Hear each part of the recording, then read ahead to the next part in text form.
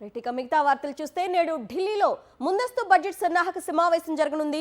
అన్ని రాష్ట్రాల ఆర్థిక మంత్రులతో కేంద్ర మంత్రి నిర్మలా భేటీ కానున్నారు. బడ్జెట్పై రాష్ట్రాల అభిప్రాయాలు తీసుకోనుంది కేంద్రం. కాగా పార్లమెంటు బడ్జెట్ సమావేశాలు ఈ నెల 28వ తేదీ నుంచి మొదలు కానున్నాయి.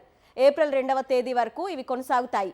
లోక్సభ ఛాంబర్లో జరిగే ఉభయ సభల సభ్యులు ఉమ్మడి సమావేశాన్ని ఉద్దేశించి రాష్ట్రపతి ముర్ము ప్రసంగంతో సెషన్ మొదలు కానుంది.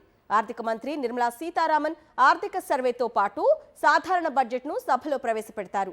ఈ సెషన్ మొదటి దశ సమావేశాలు జనవరి 28 నుంచి ఫిబ్రవరి 13 వరకు, రెండో దశలో మార్చి 9 నుంచి ఏప్రిల్ 2వ తేదీ వరకు ఉంటాయి. బడ్జెట్ ఓవరాల్ డీటెయిల్స్ మా ప్రతినిధి వెంకటేష్ అందిస్తారు. ఢిల్లీ నుంచి వెంకటేష్.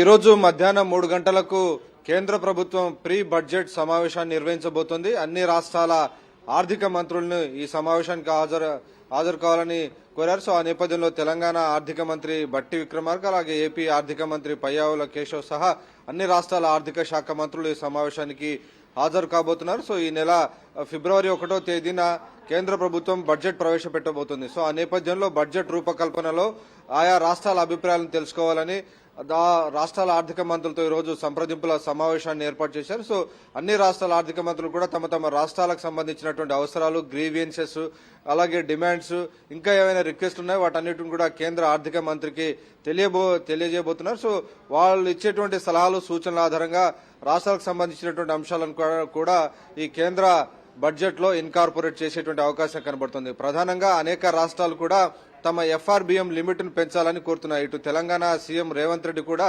ఎఫ్ఆర్బిఎం లిమిట్ ను సడలించాలి, చాలా సంక్షేమ పథకాలు అలాగే అభివృద్ధికి సంబంధించినటువంటి అనేక ప్రాజెక్టులు ఉన్నాయి కాబట్టి వాటికి సంబంధించినటువంటి అప్పులు తీసుకొచ్చేందుకు కొంత వెసులుబాటు కల్పించాలి. ఆ మేరకు ఇప్పటికే కేంద్ర ఆర్థిక మంత్రిని కలిసి ఆయన రిక్వెస్ట్ కూడా చేసినటువంటి పరిస్థితి. అలాగే ఏపీ కూడా ఈ రకంగా తమకు నిధులను ఎక్కువగా కేటాయించాలని కూడా కేంద్ర ప్రభుత్వాన్ని కోరుతుంది. ఎందుకంటే కేంద్రంలో తెలుగుదేశం పార్టీ భాగస్వామిగా ఉంది కాబట్టి ఈసారి బడ్జెట్ లో ఎక్కువ నిధులు వస్తాయని చెప్పి ఆంధ్రప్రదేశ్ కూడా ఆశిస్తున్నటువంటి పరిస్థితి. సో అలాగే ఇటీవల కాలంలో కేంద్ర ప్రభుత్వం జీఎస్టీ పన్నుల భారాన్ని చాలా భారీ ఎత్తున తగ్గించింది. సో ఆ నేపథ్యంలో చాలా రాష్ట్రాలకు వచ్చేటువంటి పన్నుల ఆదాయం కూడా కొంతమేర తగ్గింది. సో ఆ ఇంపాక్ట్ ఉన్నటువంటి నేపథ్యంలో దానికి సంబంధించినటువంటి నష్టపరిహారాన్ని పూడ్చాలనేటువంటి విషయాన్ని కూడా అనేక రాష్ట్రాలు అడిగేటువంటి అవకాశం కనబడుతుంది.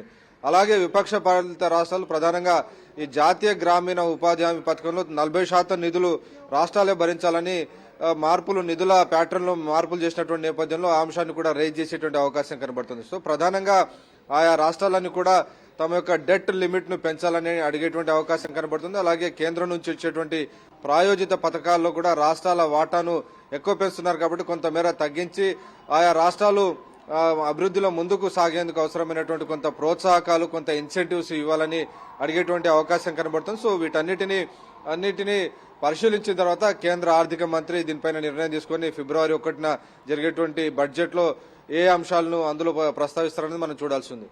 Right Venkatesh, thank you.